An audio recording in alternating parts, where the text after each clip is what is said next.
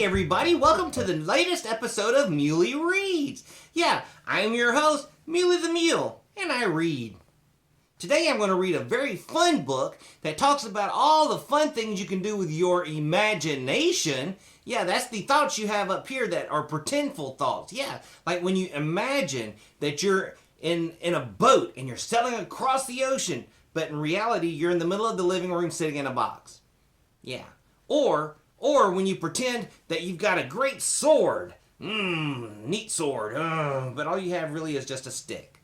Yeah, so things like that are how you use your imagination to help you think of new ways of pretending. Yeah, and in this book that I'm reading today called Harold and the Purple Crayon, this book shows how Harold uses his imagination and a purple crayon to go on an adventure. Yeah. Let's look at this book together. You ready? Okay, let's read it. Harold and the Purple Crayon by Crockett Johnson, HarperCollins Publishers. One evening, after thinking it over for some time, Harold decided to go for a walk in the moonlight. There wasn't any moon, and Harold needed a moon for a walk in the moonlight, and he needed something to walk on. So he made a long straight path so he wouldn't get lost, and he set off on his walk, taking his big purple crayon with him. But he didn't seem to be getting anywhere on the long straight path, so he left the path for a shortcut across a field, and the moon went with him. The shortcut led right to where Harold thought a forest ought to be.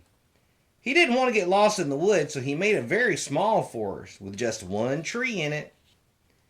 It turned out to be an apple tree. These apples would be very tasty, Harold thought, when they got red. So he put a frightening dragon under the tree to guard the apples. It was a terribly frightening dragon. It even frightened Harold. He backed away. His hand holding the purple crayon shook. Suddenly he realized what was happening. But by then Harold was over his head in an ocean.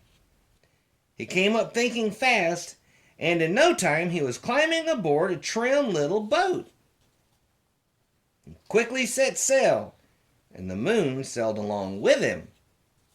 After he had sailed long enough, Harold made land without much trouble. He stepped ashore on the beach, wondering where he was. The sandy beach reminded Harold of picnics, and the thought of picnics made him hungry.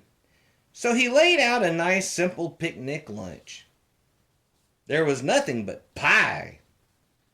But there were all 9 kinds of pie that Harold liked best. When Harold finished his picnic, there was quite a lot left. He hated to see so much delicious pie go to waste. So Harold left a very hungry moose and a deserving porcupine to finish it up. And off he went, looking for a hill to climb, to see where he was. Harold knew that the higher up he went, the farther he could see. So he decided to make the hill into a mountain. If he went high enough, he thought, he could see the window of his bedroom. He was tired, and he felt he ought to be getting to bed. He hoped he could see his bedroom window from the top of the mountain. But as he looked down over the other side, he slipped.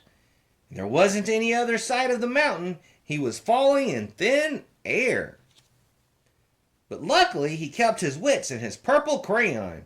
He made a balloon and he grabbed onto it. And he made a basket under the balloon big enough to stand in. He had a fine view from the balloon, but he couldn't see his window. He couldn't even see a house. So he made a house with windows, and he landed the balloon on the grass in the front yard. None of the windows was his window. He tried to think where his window ought to be. So he made some more windows. He made a big building full of windows. He made lots of buildings full of windows. He made a whole city full of windows. But none of the windows was his window. He couldn't think where it might be. He decided to ask a policeman. The policeman pointed the way Harold was going anyway, but Harold thanked him. And he walked along with the moon, wishing he was in his room and in bed. Then suddenly Harold remembered. He remembered where his bedroom window was when there was a moon. It was always right around the moon.